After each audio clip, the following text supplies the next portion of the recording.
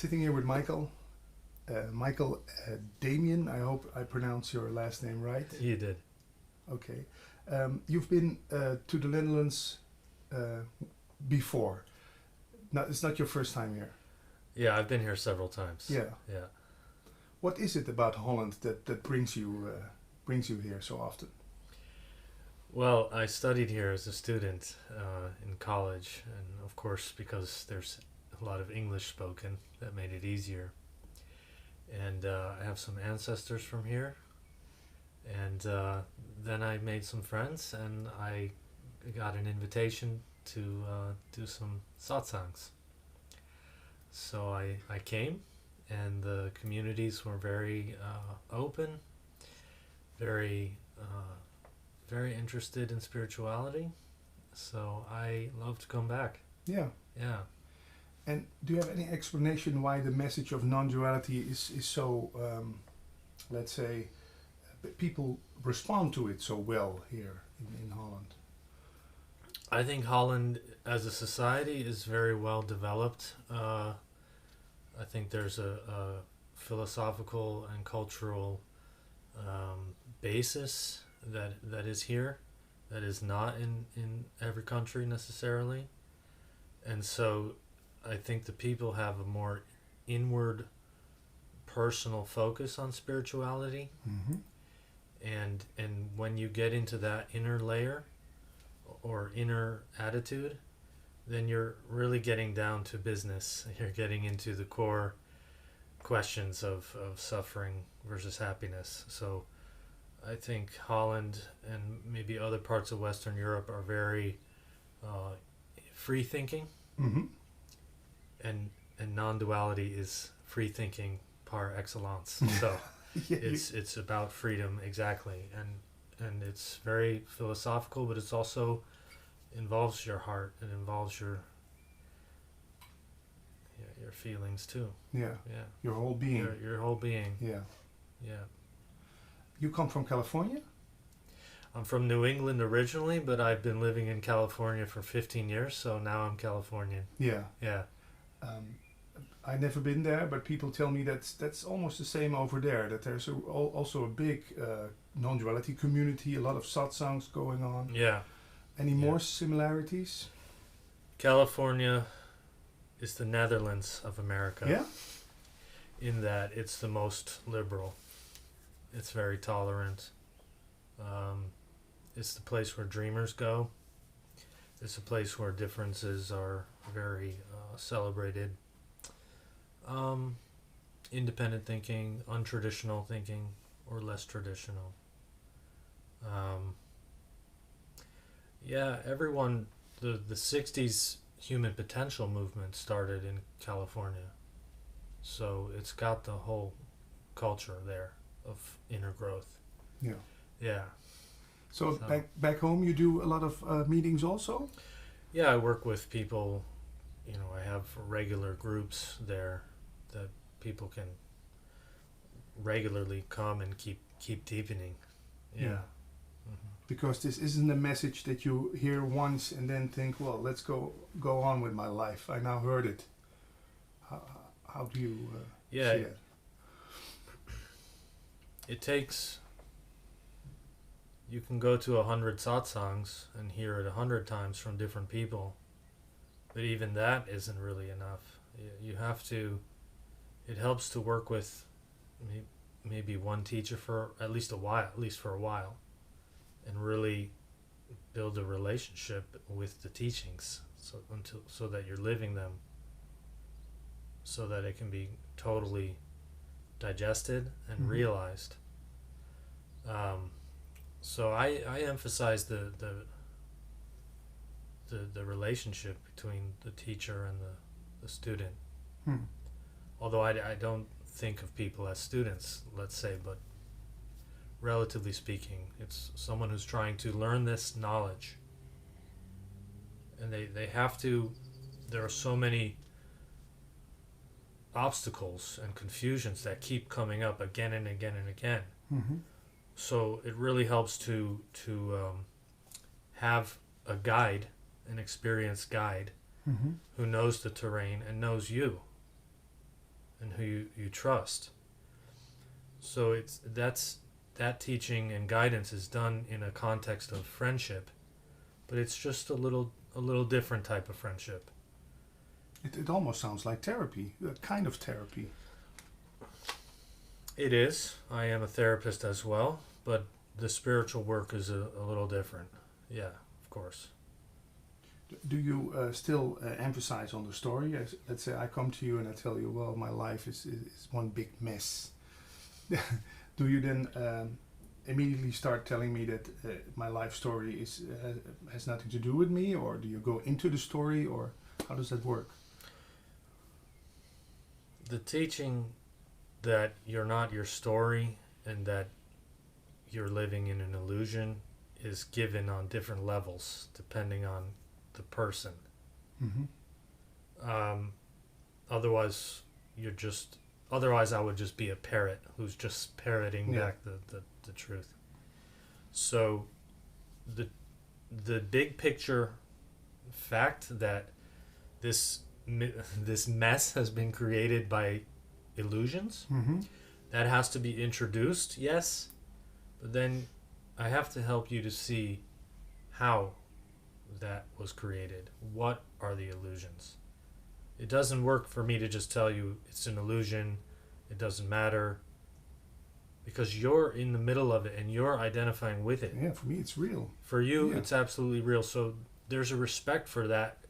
That's your experience. Mm. It's not the truth, but it's your experience, and we're going to show you with the teachings exactly how to change that. And I will show you exactly how, and it will happen. So It almost sounds like a microsurgery, a very delicate way of... that's right. It's a very direct path that I teach, but that doesn't mean you hit people over the head with a hammer. Mm-hmm. You see, there are no shortcuts really, because the person has to navigate and take in the teachings according to their ability, and each person has a different capacity or readiness to comprehend Mm-hmm. and to open. So it's depending on each individual mind, let's say. It brings up a subject, I guess. Could it be dangerous for people to just watch YouTube videos all the time and repeating the mantras of Advaita to themselves? That doesn't solve anything, or does it? Well, I have to agree with you. It's very limited when you're just taking in different teachings, because teachers use words differently. Mm-hmm. And you're absorbing different mantras, but there's a context in which the mantra has a meaning and needs to be applied, and Yeah. then it has to be elaborated and understood fully in your life. So yes, many seekers are taking in mantras, and they're repeating them, but unfortunately that's not enough. Yeah, I'm just reminding myself if that is not what I'm doing for the last 5 or 10 years. I don't know. It could be. Well, I work with seekers who have been hearing the mantras and repeating them, and they've even been doing mantra meditation, let's say, for 40 years. Yeah. But they don't realize the truth, because what they lack is sustained contact with a teacher. Yeah. And that's more powerful, to get your particular questions answered and get into the living teaching. And so if that's not happening, all you're doing is you're clinging to the spiritual ideas, which it's probably better that you cling to those than to cling to drugs or something. Yeah, yeah. But it's not going to do it. No. The question is how. How is that mantra true? How do you realize it for yourself? So, Mm-hmm. yeah. But then I'm thinking, well, it's a universal truth. Every teacher is talking about. Um, why would it not apply to you and me and everybody on the street? It does apply, but do you realize it? Yeah. You can have the intuition that it's a universal truth. Yeah. And that intuition is good intuition. But how do you realize it? And for that, your intellect and your discernment and your insight has to be very sharp. It has to be subtle. You have to develop a subtle mind. The seeker is not trying to become consciousness, right? You already are. So you sense that universal truth. You are consciousness. Everything is consciousness. We can call it other things too. But then the question is, how do you fully? What people say is, I sense that, and I maybe tasted that, but how do I fully live in it permanently? Yeah. And the thing is, what's stopping you from realizing and living that and knowing that that is the fact all the time is that the mind is still harboring false beliefs and distortions. There are many different distortions, subtle. And because of those distortions, it seems like a cloud that's blocking the sun again and again and again. Yeah. And so the trick is to get in subtler and subtler and clear out the ignorance. See, the ignorance that we have effectively blocks what already is.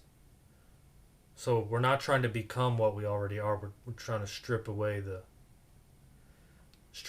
ignorance, and that's the microsurgery. That's when. So you come to the teacher for the microsurgery and the particular medicine that you need. So we were talking about, I say things to people in a certain moment. Yeah. That just unlocks doors. And that's something you cannot get from a mantra. I'll say one thing to one person and something else to someone else, and it's totally different and it's totally unique to the moment. And that comes from, emptiness wisdom. Yeah. So that's what you need to be in that direct contact then to do the microsurgery. Otherwise, what happens? You have them. If you cling to those ideas only, yes, you have a more spiritual life. You have a little more insight, but you always remain in that duality. You still haven't closed the gap. Yeah. So it's like the onion. You peel off the things of the onion until nothing remains, or what does remain when you start? You say the sun and you remove the clouds, but will clouds appear again? Clouds in this respect means ignorance, and know that ignorance doesn't appear again. Thoughts continue, feelings continue, but that's not the same as ignorance. So clouds means fundamental belief in separation, fundamental negativities that do block your awareness of the truth, that do block your nature as unconditional love and unconditioned awareness. Yeah. So when that is deeply stripped away and seen through by the light that you are, I call it consciousness, then it cannot appear again. So you may have heard the idea, well, you've had an awakening, but now you need to keep awakening in every moment, or that's just a memory, forget it, or something like that. But really, that's not awakening then. That's not a real realization. The realization doesn't leave you ever. It's forever. It's eternal. And it's a complete, timeless knowing when it comes. Before that is all little glimpses and oh, I experienced that, and we were saying I had an awakening, and then I had another awakening. Well, how many awakenings do you have to have before you're awake? So that wasn't the awakening, really. So once that real insight has hit home, the non-dual insight, it is absolutely clear all the time, because it's not based in time, it's timeless. It just has to be clear and deep enough. Yeah. And what do you think about teachers who tell me, well, everybody is already awakened, enlightened, it's just the belief in the thought that you are not that keeps you away from being awakened, enlightened? Well, it's absolutely true that that's one of the deepest core beliefs, that blocks your awareness of it.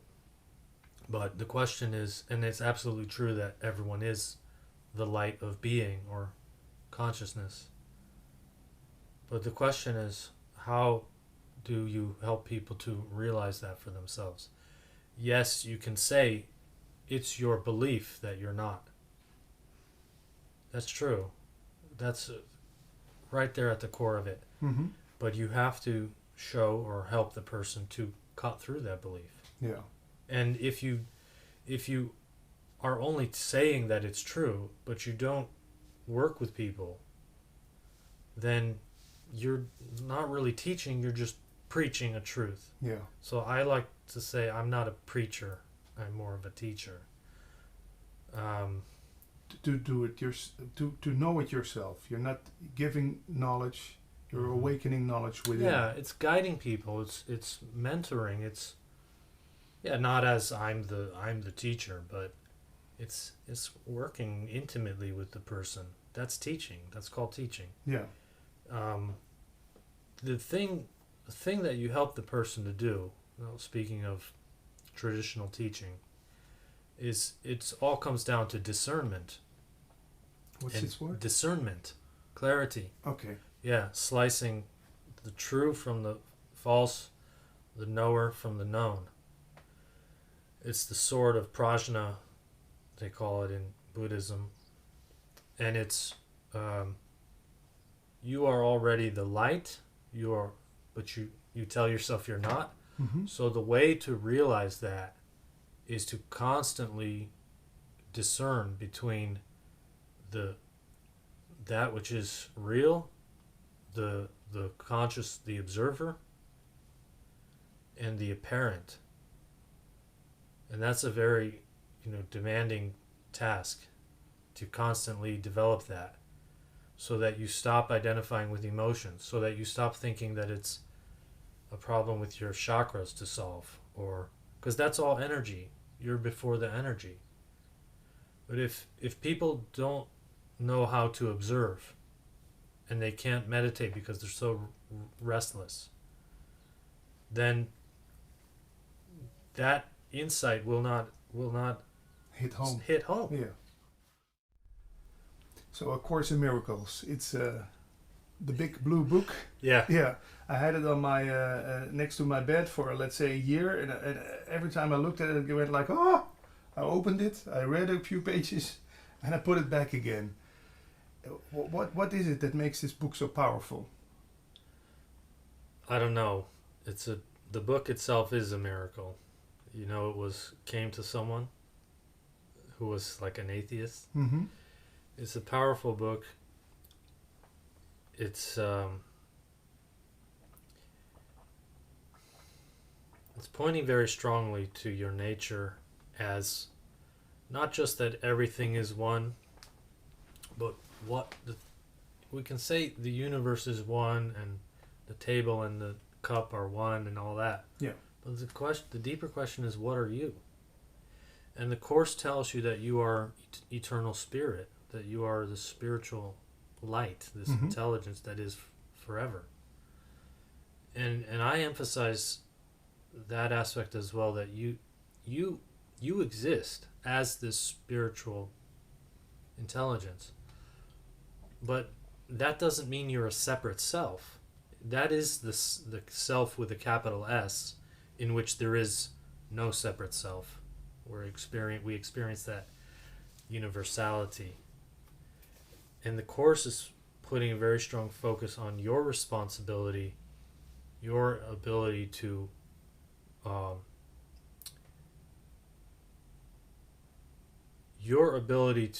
manage your thoughts and to watch your thoughts and take total responsibility for your thinking. Because that's the deepest level of your being, is the thought level, the belief level. Mm-hmm. And that's why the Course was called a Christian Vedanta. Because Vedanta is saying, and so is Zen and so is Sufi, they're all saying this, that the level of belief and identity and thought is the core to, closest to home to work with. And until you get on that level, and you're just trying to change your energy from the outside in, or your emotions.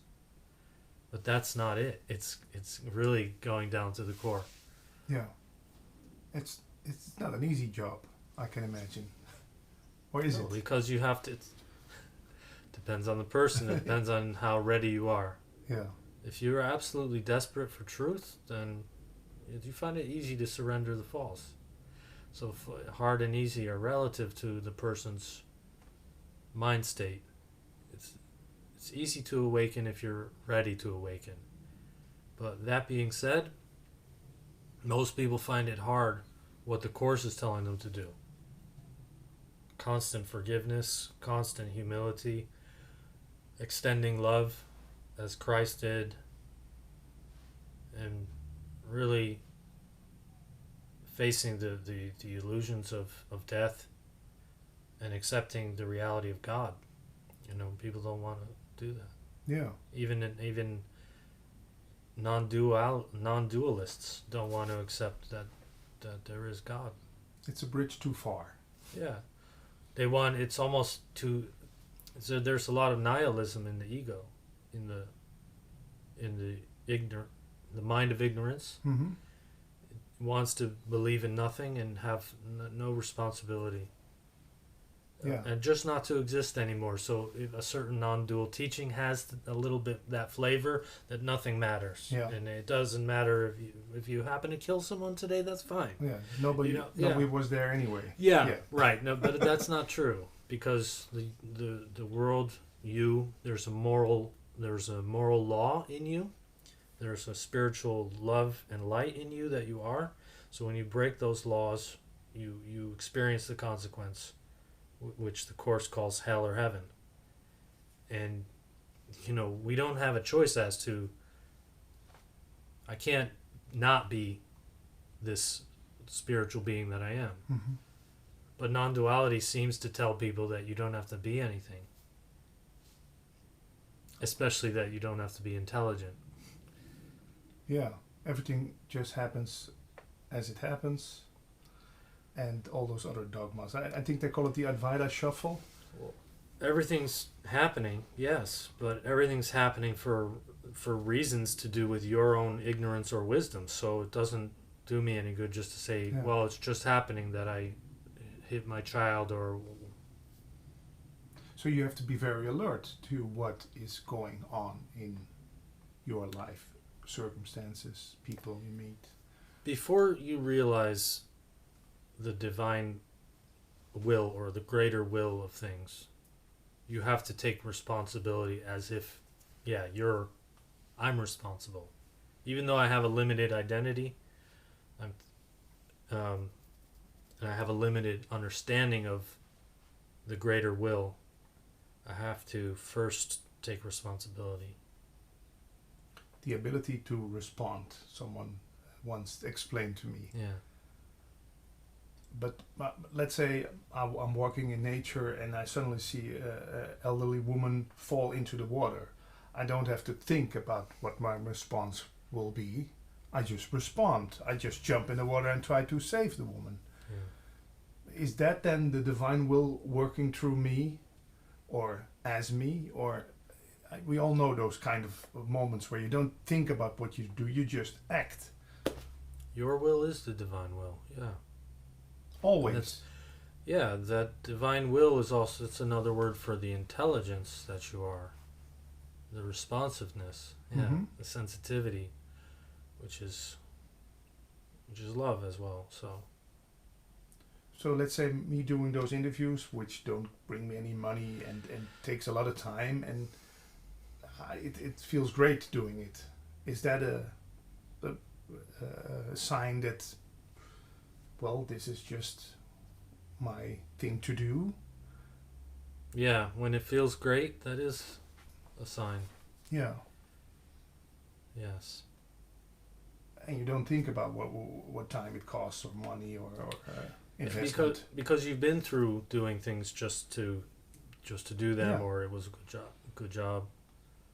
Now you are, there's a higher inner reason, and so yeah, yeah, that's exactly right for you.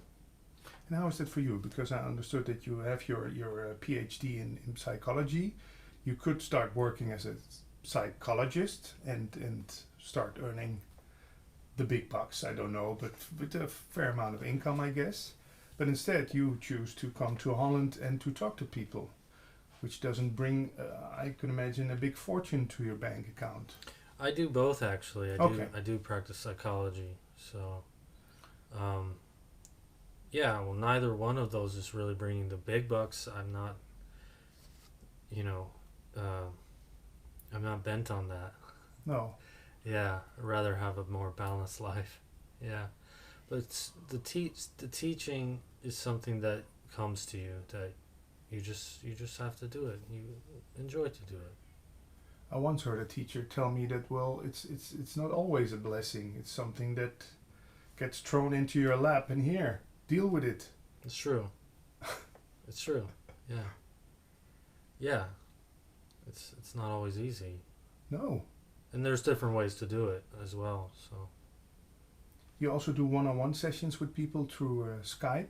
Hmm. And how long does such a path take? Is it a half a year, a year? Can you put a amount of time on it so I know when I'm ready? It depends on the person. It depends on what they're ready for. Some people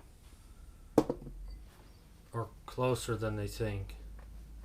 They're more ready than they may think. Yeah. Lightning can strike at any time, of course, so it's hard to say. But some people need to work more on their foundation, on their maybe they're totally immersed in false thinking and dramas, and they need a lot of work. Yeah. Yeah, so that takes a while. And does it help if I, let's say, read your book and then the other big books by Nisargadatta and that? And could you say then, well, he's ready for it? It helps. Yeah, it really helps because you're acquainting with the teachings have a certain flavor, have a certain medicine in them, and sitting and reading at your own pace, that really builds the ground for it. Yeah, yeah. So I recommend it Okay. highly. Yeah. The Art of Freedom, A Guide to Awakening, is your the book that is being officially released in November of this year. Yes. And there are some teachers, Michael, who tell me without crisis, no awakening. Do you agree with that? And if so, what was your big crisis then?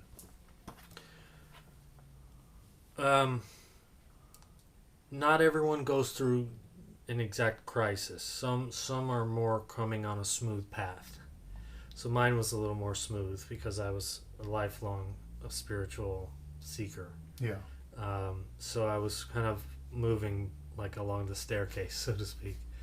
I was in school for psychology, and I became more and more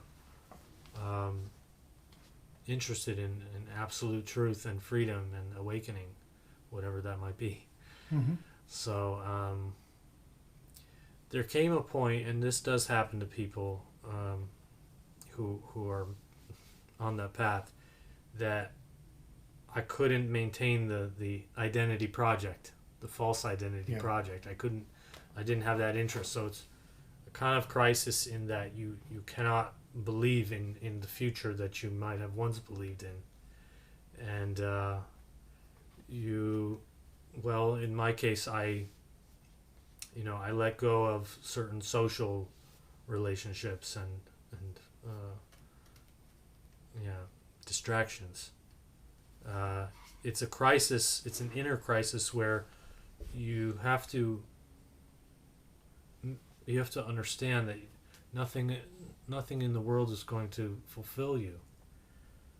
And that's a crisis for everyone. Yeah. But it's a crisis that leads to then the rebirth. Yeah. But do you still have to try out all those things? Because I can say I know that it's not into the big bucks and in the big car and a lot of attention from women. Mm-hmm. Do you have to do it all? No. No. No. You will do it all if you still don't really understand. But like in my case and in other people's experience, you reach a point where you know that's true before you maybe did some of it. Now Yeah. you at a certain point you have enough insight and you know it's not going to work. Yeah. So then the spiritual urge and interest it's stronger than the other, and then you don't have to go through all that stuff. Yeah. Yeah. It still can happen. Do you still buy, let's say, a $500 watch or go on a vacation with a 5-star hotel in believing that is going to fulfill you? No, I do. I would buy that $500 watch and go to that hotel knowing that I will enjoy it just for what it is, nothing more. Yeah. I mean, it has nothing to do with that's not spiritual. It's just, do you know that it will not fulfill you? Or is it part of your identity project? Then it's not gonna. It's really gonna be a disappointment. But once you're free, you can enjoy, anything. Yeah. But is there still a need then to? No. No, there's no need. No, there's no need for No. it. No, I can You imagine. take it with equanimity. You take it with. It's fun. Yeah. Okay. I have some more dogmas from the Advaita world I want to hold on to you, because that's the thing I'm mostly anti-interview with. But let's say people tell me the world is an illusion, and someone comes to you and says, "Well, the world is an illusion. The only thing that's real is my presence here." You know, we both followed Eckhart Tolle a lot. We can talk about that maybe later on. But this world being an illusion, what does that say to me, and can it help me? It can help you. It's part of other teachings too, though. You know, that has to be unpacked. That's a big statement. What is the illusion? The illusion is that the world exists separately from me, and that reality is matter or solid stuff. Yeah. That's the illusion. That's the sense in which the world is an illusion. So that has to be understood. In what way is that an illusion? But sometimes people think that, and they think that means also that I am entirely an illusion myself. But no, you are real. You are consciousness or spirit. You do not mean the body. You mean the body. I mean the formless. Formless. But the body's just it's just an expression of that. It's just an appearance within that, and it's a vehicle of that. So it's not separate. It's not like it exists separately from spirit. But in and of itself, a body is not, existing. It exists. It depends upon consciousness, whereas consciousness does not depend upon the body or the world. So in that sense, the world is an illusion. That's a great insight you tell me, because when someone faints or someone dies, you know you just see what this body is. It doesn't, it decays. It just vanishes. So there must be something that makes this body come alive. Absolutely. Yeah. It's a divine intelligence, and you're experiencing it for a reason. And that reason is different for all and everybody, or is it just the one reason? Pretty much the one reason, but everyone's having a little different twist on that. Yeah, depending their obstacles. So the one reason is because you need to realize your real nature. You need to realize that more fully, completely, clearly. And then everyone has a little different blockage to that, a little different road to that. Yeah. But all roads lead to Rome. Yeah. And it really sounds also very, how do you call it, equal. That it doesn't matter if you're from the slums of India or from the upper class of Amsterdam. Yeah. We all have this path. Yeah, it's really the same. We're all going to the same place. Yeah. Other thing which is mentioned a lot, of course, I can imagine you get a lot of questions from it, is the ego. Is the ego the... some people tell me the ego is the big bad wolf. Some people tell me the ego doesn't exist. Some people tell me the ego is only exists because you believe in it. You're a psychologist, so I must know you know a lot about the ego. Well, psychologists have 100 different definitions of ego too.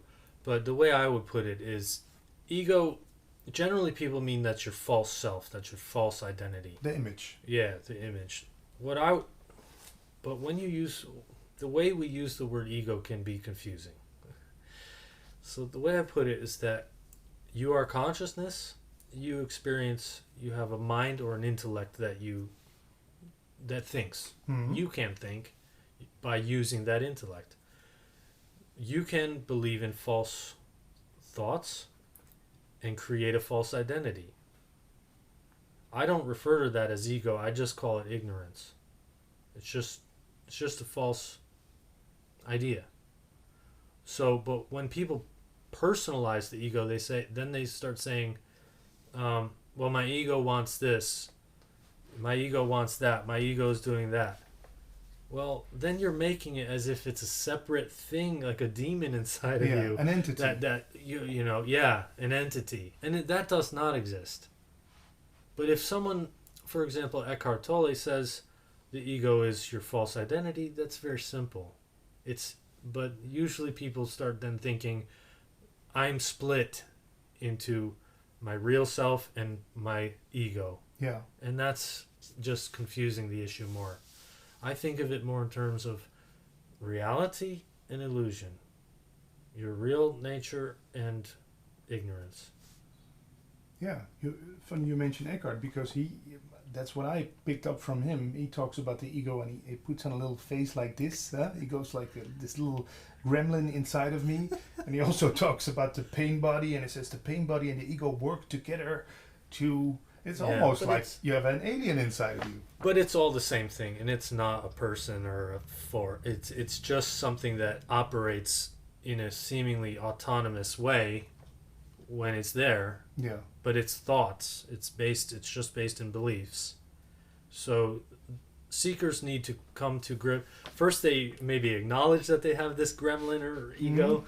Then they start to understand the real inner dynamics of it's false beliefs that then I act on those, and there's then these create these urges and mistaken desires and bad decisions and negativities and terrible moods.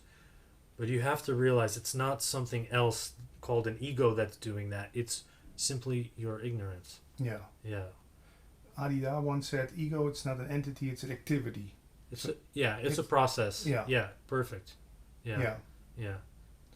Anything else you picked up from Eckhart which you say, well, that was for me very clear? And Eckhart, what I like about his teaching, and his teaching was one of the first for me as well, that made a big impact. He says that you are conscious presence, you are the observer. And that's, I like the simplicity and clarity of that, because you are that presence. And that intelligence is here. It is you. Whereas some people, when they learn about observing, then they're saying, but now I have to go beyond the observer. Now I have to go beyond consciousness and become nothing or the absolute or something. And that's just really adding, to me, too much complexity and confusion to it. Because the fact is, you can't go beyond consciousness. It is the absolute, as I use it. Yeah. Consciousness is not your ego. It's the intelligence by which you know. Yeah. Yeah. So Eckhart kept that very simple as well. You ever Yeah. met him or been to one of his talks? I've been to one of his weekend seminars. Yeah. Yeah, I had the opportunity to interview him. When I met him already in the hallway of the hotel, this one big light came into the room. You know, it's so very, like a walking sun. Yeah. You almost have to put on sunglasses Yeah. when you see him. Yeah. You had that same experience when you saw him live? He was up on a stage. No, I didn't have exactly that experience, but certainly my life was illuminated by hearing his book as I was driving in a car, and I was changing. My understanding at the deepest level was changing as I drove, and that was opening the energy already. So Great. that was really like a darshan there. Yeah. Yeah. And we're talking about the audiobook of The Power of The Now. Power of Now. Yeah. He also did some talks with Oprah Winfrey. Yeah. Yeah. It's nice to see that he reaches a big audience. Yeah. Yeah. Yeah. So ever planning on doing stuff like that? Maybe something on TV or radio or... Who knows? Yeah. I go where I'm asked to go if it seems reasonable. Yeah. Yeah. And is this something you think you're going to do for the rest of your life? Is this something you get like almost contaminated with, like after nuclear war?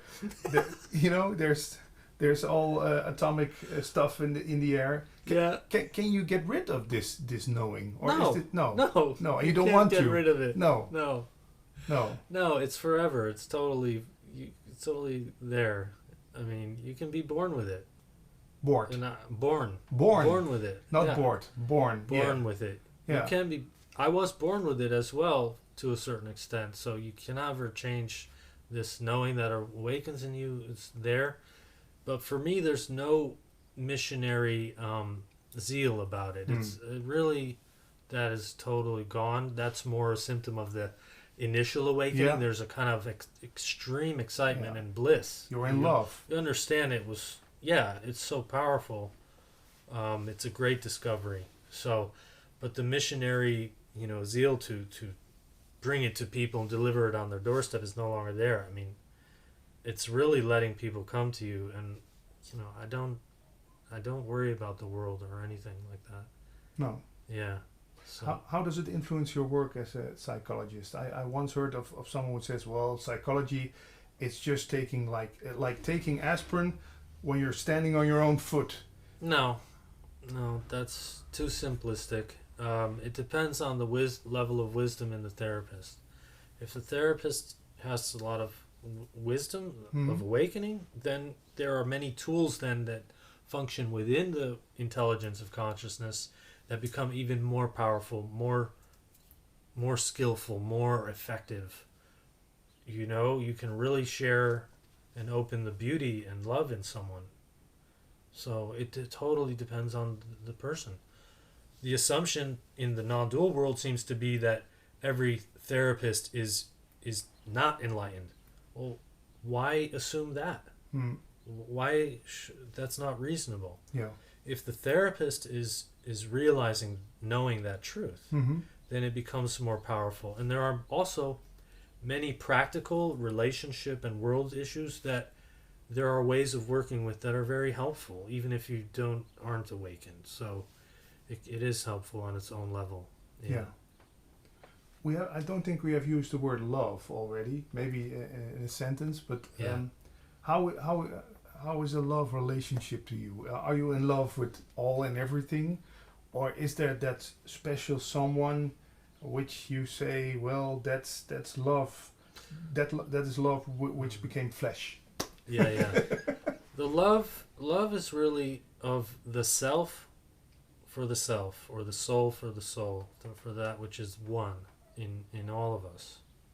So you love that. That is love. It's not, you can't love every personality, because personalities are driven by, hate and wants and ignorance. They're not all nice or likable. So what I love is the truth and the light in that everyone is, that I am. And that is love. So, and then you can have specific relationships and friends, within that. But it's the same love. It's just a different form. Yeah. Yeah. Just like Jesus said, that bum who is knocking on the door, that's me too. Yeah. That's also love. Maybe you have to look twice. But then people always come to me and tell me, tell me about those bombers in how do you call it? Those terrorists in Paris and all over the world, Manchester. Yeah. That's also love. No, what they're doing is not love, not at all. It's ignorant, and it's ugly hatred. That you cannot pretend that is beautiful. No. But what they are in their essence is love, but they don't know it. Yeah. So you have to see the difference there. We shouldn't pretend that anything anyone does is wonderful. I mean, that's childish. Yeah. Ignorance is not fun. It's really terrible. But I still cannot, when I tell people, I say I feel empathy also for, not only for the victims of something like that, but also the one who did it. And their families and their brothers and sisters. They are in terrible suffering. They are living in hell. Absolutely. Why would you otherwise come to that action? Yeah, it's total confusion. So you also feel compassion for Trump? Yeah. Yeah, right. You see him suffering all day on television. Yeah. Politicians suffer. Not just him, but everyone who believes in their big self-image and is trying so hard to be something. But what's the right way then to, let's say it's my father, who also believes that he's his story with a lot of things that went wrong in his life. What I ask you before the camera started, what's the right way to act with someone who believes his story very much, or her story? What can you say? You love them. You maybe learn to say less. You learn that you cannot change them, so you treat them with kindness and respect and care, but you have to let them have their own process of suffering and discovery. And if it's maybe toxic for you to be around them, it's not feeling so great, maybe because they always complain or they always criticize you or something, then maybe you would spend less time with them as well. So that is also love too. That can help them, in fact, to face themselves. Yeah. Yeah, but you have to be sometimes very patient. Very patient, yeah. Well, wisdom brings patience. So, it takes a lot, doesn't it? Yeah. In this world. Yeah. Yeah. Because you want to say, oh, come on, stop the drama. You're being such a drama queen. Get over it. Look at what is going right in your life. Well, at some point, maybe you say that and it works or it sinks in to some extent, but maybe not. Who knows? Yeah. Yeah. Sometimes you can be fierce and strong in saying something if you've really had enough. But who knows? Maybe you know that it's not worth it. I don't know. Well, I stopped feeding the story of someone a long time ago, I guess, because I know, I can go with you and say, oh, that's very bad for you, but I cannot do it anymore. It's because I used to be the way around, that people fed my story. When someone broke up with me, I started phoning everybody and talking about it. Yeah. Instead of feeling what it did to me. Yes. It's impersonal. The suffering that we go through is impersonal. It's something we're doing to ourselves, though not consciously. So it's kind of an impersonal energy or state that just has to have its way until something, the light starts to awaken. Yeah. Yeah. And it doesn't have to be by reading a Michael Damian book or watching Eckhart Tolle on DVD. No, it can be anything. But if you have the book, why not read it? Yeah, of course, yeah. Why is it called The Art of Freedom? Is freedom an art? You know, it's the art of discovering freedom. I like to call it an art because it's something subtle. It's something that has to do with beauty. Mm-hmm. For me, freedom is a major word because usually when you ask someone what they want, they don't say, I want freedom. They say, I want happiness. I want love. I want fun. But what we learn is that, oh, it's my suffering that blocks me from that. Totally. So what I need first for the happiness is to get freedom from the suffering and to discover that I am free in my essence. And then all the happiness and love that you are and vitality comes in blossoms. Yeah. And that's the art of it, and that's the beauty of it. So that title came to me. Yeah. And did that change Michael Damian, the person? Did this body mechanism, whatever they call it, become a lovable, more lovable guy, or a more loving guy, or? Yes, he did. Well, that first, it's not a he. It's not a like the ego became more lovable. Mm-hmm. This is what the personality is, like a window through which the light comes. Yeah. So it's a window. Gives it a taste. Yes. Or Yes, a shade, a color. Yeah. So what happened was the personality that used to reflect more heaviness, more moods, more ignorance, you know, distractions, confusion, that got cleaned. It got cleaned and cleared away to a great extent. Yeah. I mean, the shift was massive. So yes, the expressed personality is totally different. You know, things remain that are part of the personality that are they're just neutral. Whether I like coffee or tea or whatever, you know, those things stay. But could you still rob a bank? If I absolutely had to, I would. Yeah. No, why would I rob a bank, Well, by the way? I just asked that because some people think there's such thing as enlightened behavior, that from now on you will never drive through a red light or whatever. Nothing bad is being done anymore. Well, there is enlightened behavior. It's so the answer to that is no, I wouldn't rob a bank, or I would be much less likely to hurt someone or to lie or steal or cheat or that is because the morality it's a natural morality, because you realize that everything you would do to hurt another or cheat or steal would be because you're trying to get happiness from an object outside of you. Yeah. And once you realize that there's nothing out there that is going to complete me, and I'm fine as I am, and I have my balance of pleasure and pain, and that's fine, then why would I do that? Especially when I realize that everyone around me who I would do that to is my own essence, is not separate from me, is also a feeling, sensitive being. You do become, your behavior does become more enlightened.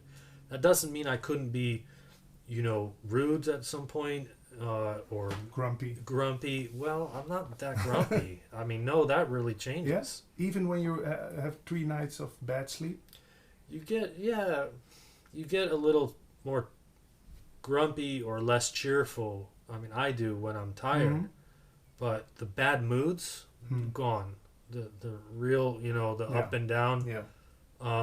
Certainly there are, you know, there can be wrong decisions at times, or mistakes made, misunderstandings that happen between people, but you know, really you do become more kind and tolerant, and then, you know, the little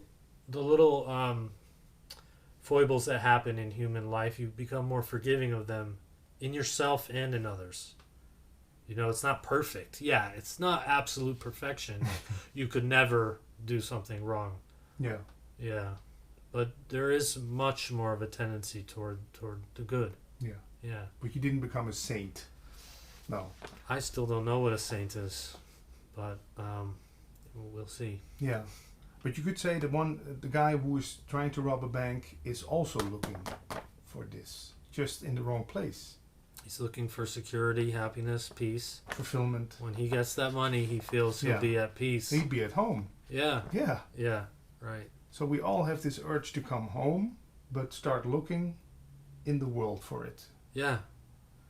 Yeah, and fixating on the body and my body's survival and my body's desire for pleasure, Yeah. which can never stay. Yeah. However many pleasures you've gotten, have they stayed? No. Or are they gone right now? No. No. And that's the frustrating thing. And then Eckhart tells me in the interview, well, maybe that world is designed to frustrate you Yeah. so much Yeah, that you start looking that's right. inside. That's right. Yeah. I Yeah, find- it's perfect. It's a perfect matrix that we're in to Yeah. discover the truth. Yeah. A final question. You just said the word choice, and that's something from the non-duality world, which struck a lightning with me, and also gave me a lot of that people tell me, teachers tell me, that I never made a choice in my life, that it all just simply happened, and then my brain started saying afterwards, well, you did that good or you did that bad. Your choices are an expression of your operating knowledge at the time, and the knowledge and conditioning that is in effect is dictating that. But the thing is, this is the key point here. So from that perspective, you didn't exactly have choices. Your knowledge, whatever was your conditioning and input, the knowledge was expressing itself as it must. But here's the key point where the question of choice is neither this nor that. You are behind all that knowledge and conditioning. You are beyond that. Therefore, there is your free will, there is your freedom. That exerts that's where the absolute and the relative meet, and it exerts a hidden, it's like a black hole in the middle of the galaxy. Mm-hmm. That's where there is freedom. And from there, you choose. Because there is the divine will, which is your will, choosing, but without necessarily you thinking about it. Do you see that? It's absolute responsibility. It just this is used as an instrument of choice, or it's again colored by this Yes. programming or whatever you want to call it, Yes. and that influences the choice. Because if I've been hurt by people who wear a yellow cap on their head for 5 times, and people want me to choose between the guy with the black hat and the yellow, I will choose the other guy because Mm-hmm. I had a bad experience with him. This is how I would put it. You don't have the choice to change the nature of the karma that is already in effect, that is already there in your conditioning, that you are identified with, that you are acting out. You cannot change from within that. When you're stuck within that identity, the limited mind, then you have no real choice. You're just operating that out. And the karma, once it's out there and once it's coming back to you, you can't do anything about that. But where your freedom is there's a movement within you to realize your own nature. It feels like, oh, that might be my choice. It's actually the divine will that you are choosing for itself, which is its nature to do. So it's almost something beyond choice. It's in the nature of your being to awaken and express your freedom. Is that your Patrick's choice to awaken? Yes and no. It's simply your nature to awaken and to choose differently, as the Course in Miracles offers you to do. Choose differently once you realize there is something different to choose for, which is the truth. So practically speaking, we say there is a higher level of choice for you, and on the lower level there's no choice. You're living as a robot. Does that make sense? Yeah, it Yeah. does. And the Course tells me I have only one choice as to between love Yes. and fear. Yes. Just one choice. Yeah, it's making a fundamental higher choice between truth and true and false, Yeah. love and fear. Yeah. Yeah. Yeah. Well, it was great talking to you. When people want to hear more of you, there's a great interview with you from a couple of years ago on YouTube with Buddha at the Gas Pump. Yes. And the website is michaeldamian.org. Org. Org. Yes. O-R-G. Michael, thank Yeah. you. It was a pleasure. Thank you.